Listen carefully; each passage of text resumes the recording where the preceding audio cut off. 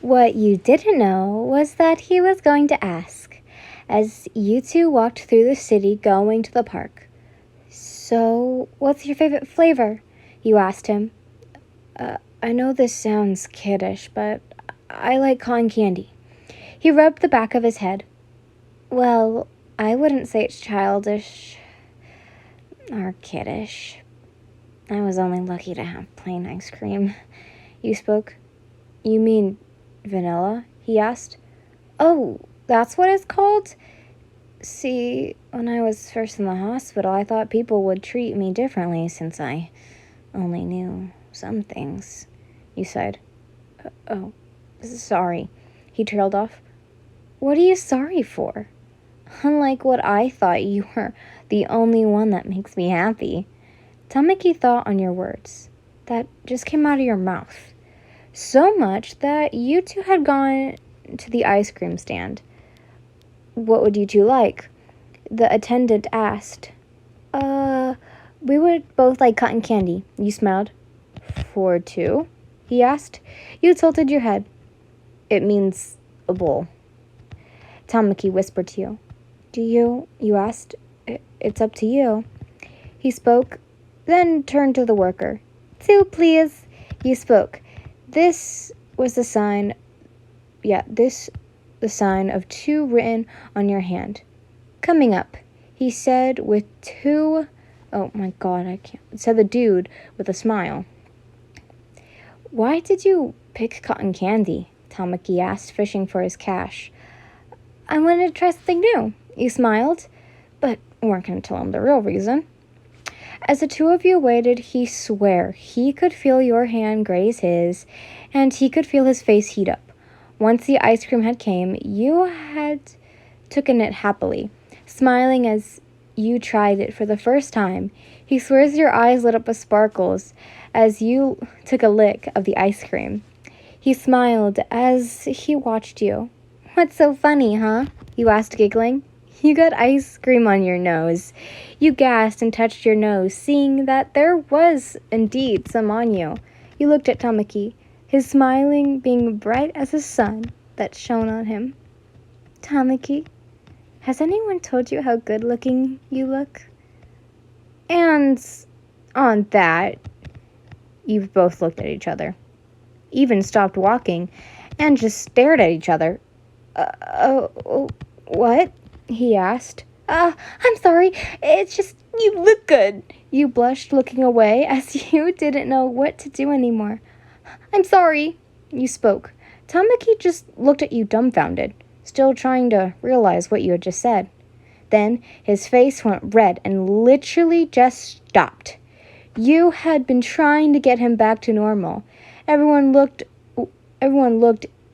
who looked would even look at the two of you in awe at, quote-unquote, the cute couple, but some would look at you annoyed. Tamaki, come on, I'm sorry, I didn't mean to make you uncomfortable. You spoke, waving your hands around. No, it's just, I thought you are pretty. His face was red as he looked up to you. Now it was your turn to turn red, as a person you loved was now actually in love with you. Not just for reason, but actual love. You smiled. Okay. Come on, let's go sit down somewhere and talk.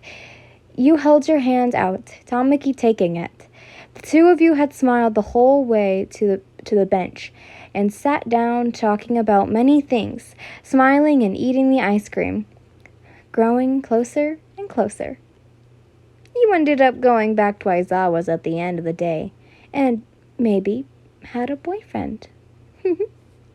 Eri looked at you from the coffee table and wondered why her sister had been giggling and smiling, something she'd never usually do. Are you okay? She tilted her head. Yes, I just had an amazing day, you giggled as you sat next to her. What you doing? You asked her, placing your elbows on the table and your hands on your cheeks. She looked confused. She looked at you confused as if you were a stranger. I was coloring. She spoke, looking down with a hue of pink. Ooh, is it for those two boys? You teased her. No. She quickly grabbed the paper to her chest, and now her face was red. It is so. You smiled at how cute her little crushes she had. You thought it was cute. How she did this. Eri, if Aizawa comes in and asks where I am, I'll be in the shower. You spoke, going to your room and went to grab your clothes. You then walked in the bathroom, closing the door and taking off your clothes, turning on the tub and chucking the water. Perfect. You turned it to the shower mode and went in. As you got out of the shower, dried off, and got changed, it had taken a little too long to take that shower. Oops! Looks like Eri had been taken to bed and Aizawa was working on grading his students' homework. You walked into your room and placed your clothes in the hamper. Your room looked plain, nothing like what you've seen in movies or shows. You hoped to change it, make it you. You knew you would never, though. You didn't even know what you actually liked very well. You think of Eri and she likes cute things? Or were you thinking of Aizawa, mostly wearing black unless for Eri? You looked at your nails, seeing how they are what others would call perfect. That was what you were to this world. You took out your phone and looked at the app on your phone, and deleted it. You wanted nothing to do with the news, who would probably be on you, Eri, and UA. You placed your phone down and went to your closet, wondering what you would actually love to wear. What was when you pulled out a Japanese-style shirt.